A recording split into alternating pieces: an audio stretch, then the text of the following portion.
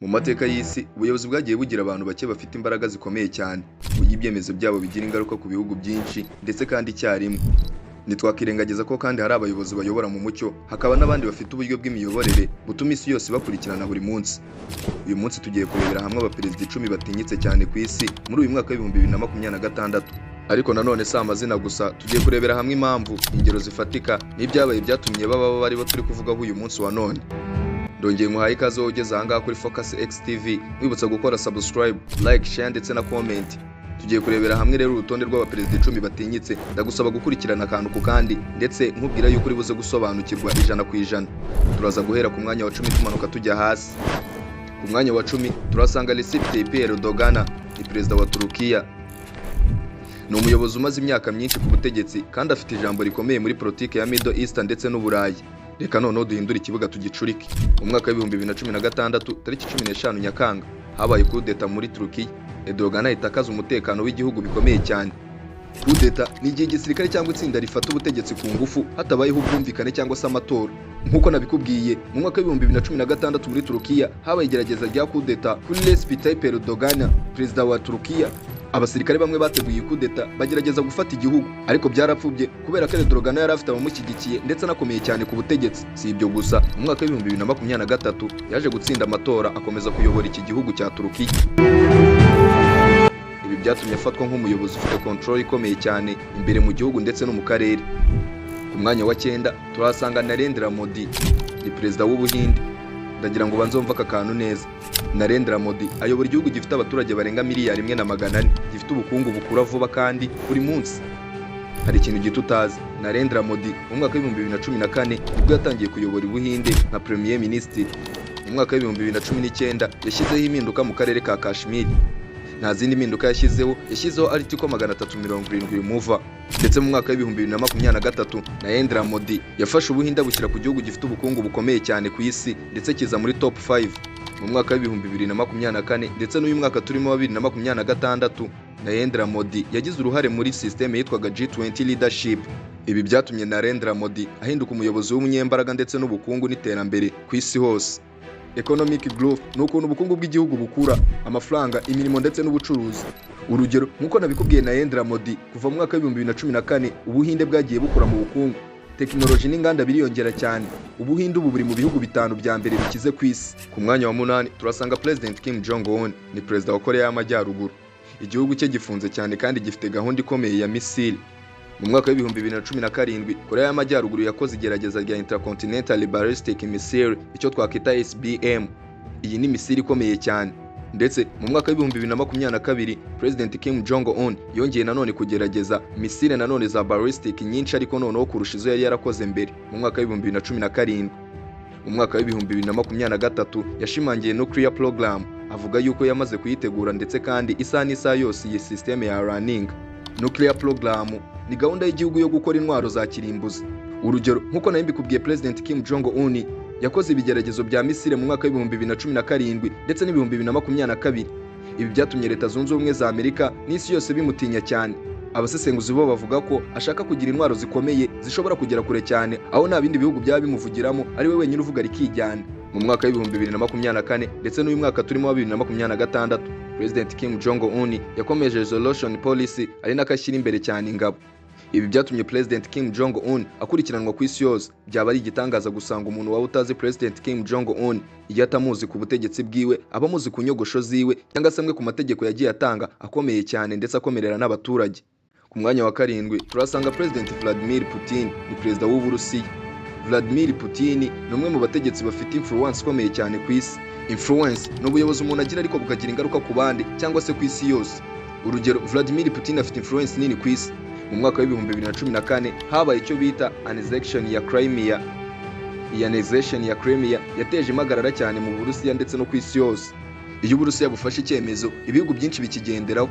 Urugero, mu mwaka wa 2022 intambara ya Ukraine nibwo yatangiye. Ibiciro bya gaze na peteroli byahise bizamuka ku isi yose. Bisobanuye ko icyemezo cye kigira ingaruka ku bindi bihugu niyo baba batabifatiye umwanzuro cyangwa se ngo babihitemo ku giti cyabo. Iyi ntambara ya Ukraine yahinduye ibintu byinshi cyane. Byaba ari igitangaza kumva umuntu utazi intambara y'Uburusiya na Ukraine.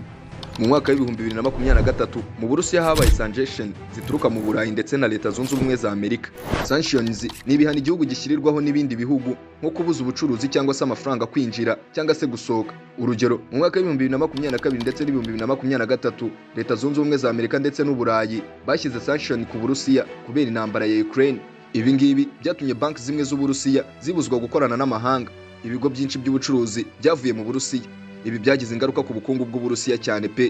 Mu mwaka w'ibihumbi 2024 President Vladimir Putin yakomeje kuyobora Uburusiya, ariko nubwo yari arimo ayobora Uburusiya hari hari pressure mpuzamahanga bitewe n'ikibazo cy'intambara yari irimo irajya mbere hagati y'Uburusiya na Ukraine. Mu mwaka w'ibihumbi 2025 ndetse no kugeza muri uyu mwaka wa 2026 turimo, President Vladimir Putin na n'ubu ngubu ntawe umuvugiramo. Uburusiya bukomeje kugira influence kuri gaze ndetse n'amavuta ndetse n'amasoko manini. Ibi bituma ijambo rye rifite impact ku isi yose ndetse nta n'umuntu wabasha kumuvugiramo. Mwanya wa gatandatu turasanga President Xi Jinping. Uyu nguyu ni perezida w'Ubushinwa. President Jinping icyo wamumenyaho cya mbere nuko ayobora igihugu cya kabiri gikize ku isi. Ushobora kuba nawe kandi utaruzi yuko Ubushinwa ari igihugu cya kabiri gikize ku isi. Telefone ifite imbaraga cyane ituruka mu Bushinwa, imyambaro ikomeye ituruka mu Bushinwa, ndetse inkweto zigezweho zituruka mu Bushinwa. Mu mwaka w'ibihumbi 2022 Ubushinwa bwayoboye COVID response. Ibi byahise bituma Ubushinwa bumenyekana ku ruhando mpuzamahanga. Mu mwaka w'ibihumbi 2023 BET ndetse na Roll Project byakomeje kwaguka cyane mu gihugu cy'Ubushinwa. Ibi ngibi ariko ntabwo ari byo byahise bitumbagiza Ubushinwa, ahubwo mu mwaka w'ibihumbi 2024 ndetse kugeza muri uyu mwaka turimo 2026 Ubushinwa nibwo bwaje buyoboye agakino k'ikoranabuhanga riri kuvugisha abantu benshi ku isi, ariyo AI cyangwa se artificial intelligence ndetse na tekinoloji ariyo yose. Ubushinwa buri hejuru y'ibindi bihugu. Ku mwanya wa gatanu turasanga perezida wa Leta Zunze Ubumwe za Amerika. Uwo nta wundi ni President Donald Trump. United States of America ni igihugu cya mbere gifite influence ku isi. Ni igihe mu mwaka w'ibihumbi 2021 ndetse no mu mwaka w'ibihumbi 2024 habaye icyo twakwita NATO support. Iyi NATO support yabereye mu ntambara ya Ukraine.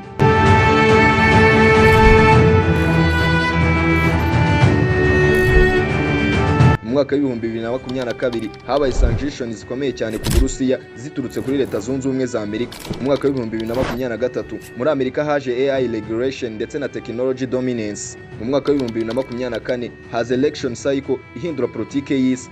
Ni mu gihe kandi mu mwaka w'ibihumbi 2025 ndetse n'uyu mwaka turimo 2026 influence muri Middle East conflict zikomeje kwiyongera. Ku mwanya wa kane turasanga President Abdel Fattah, ni perezida wa Egypt. Mu mwaka w'ibihumbi 2013 Abdel Fattah nibwo yagiye ku butegetsi bwa Egypt nyuma ya coup. Ndetse mu mwaka w'ibihumbi 2015 Suez Canal Expansion Project nibwo yatangiye gukorwa muri iki gihugu cya Egypt. Mu mwaka w'ibihumbi 2020 uruhare rwe muri Libya peace talk nibwo rwatangiye kugaragara. Ndetse mu mwaka w'ibihumbi 2024 kugeza muri uyu mwaka w'ibihumbi 2026 turimo, Egypt yabaye hub ya Middle East negotiation. Ku mwanya wa gatatu turasanga Perezida Benjamin Netanyahu, ni perezida wa Israel. Itandukaniro rya President Benjamin Netanyahu, perezida uyobora Israel kuva mu mwaka w'ibihumbi 2009 ndetse kugeza muri uyu mwaka wa 2026 tukirimo, aracyari intermittent. Nimvuga intermittent ni ukugaruka ku butegetsi inshuro nyinshi cyane. Mu mwaka w'ibihumbi 2021 habaye icyitwa political comeback muri iki gihugu cya Israel, ukugaruka kwa politike yari yaravuyeho. Mu mwaka w'ibihumbi 2023 haje Gaza conflict escalation. Ndetse mu mwaka w'ibihumbi 2024 muri iki gihugu habaye military operations zikomeye cyane. Mu mwaka w'ibihumbi 2025 ndetse n'uyu turimo 2026 Israel habaye icyo bita security dominance. Ku mwanya wa kabiri turasanga President Emmanuel Macron. President Emmanuel Macron mu mwaka w'ibihumbi 2017 nibwo yatangiye kuyobora Ubufaransa. Mu mwaka w'ibihumbi 2018 habaye icyitwa Yellow Vest protests. Ndetse mu mwaka w'ibihumbi 2020 habaye COVID response. Mu mwaka w'ibihumbi 2022 habaye icyitwa elected. Mu mwaka w'ibihumbi 2024 ndetse na 2026 habaye icyitwa Eastern Union Leadership and African Diplomacy. Diplomacy ni uburyo ibihugu bivugana bigakemura ibibazo bitagiye mu ntambara. Urugero, nkuko nawe mbikubwiye, Emmanuel Macron yagiye mu biganiro hagati ya Ruswa na Ukraine mu mwaka w'ibihumbi 2022. Yahuye na Putin inshuro nyinshi agerageza gushaka amahoro, ndetse yabigaragarije mu biganiro bya Eastern Union ku isi yose. Diplomacy ni uburyo bwo gushaka amahoro wo gukoresha intambara. Mbere yuko tugera ku mwanya wa mbere ndetse n'umuperezida ngufitiyeho, uri kwibaza ngo ninde perezida dufite ku mwanya wa mbere nawe? Ndabizi ni amatsiko akomeye cyane. Ndagira ngo mwibutse niba ari gukigera ngaha kuri Focus X TV, mwibutse gukora subscribe, gukora like ndetse no gusharinga ibi biganiro no gusiga igitekerezo cyawe. Ku mwanya wa mbere turasanga President Vladimir Putin uyobora Uburusiya. Mu mwaka w'igihumbi 1999 nibwo yatangiye kugaragara ku butegetsi. Mu mwaka w'ibihumbi 2014 hatangiye icyitwa Crimea Annexation. ndetse mu mwaka wa 2022 nibwo hatangiye intambara ya Ukraine n'Uburusiya. Iyi ntambara yavugishije ibihugu byose ku isi ndetse ivugisha n'abaturage muri rusange.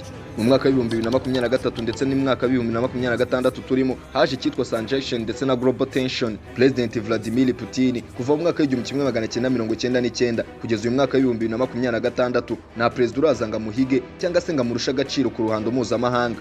Aracyayoboye. Ibi bigaragaza ko ubuyobozi ku isi atari ijambo ryoroshye. Hari abayobozi bafite impact igera ku isi yose ku buryo buri cyemezo bafata gihindura amateka y'abantu ndetse n'abategetsi bandi muri rusange. Mwakoze mwese twabanye muri iki kiganiro, naho mu biganiro by'ubutaha.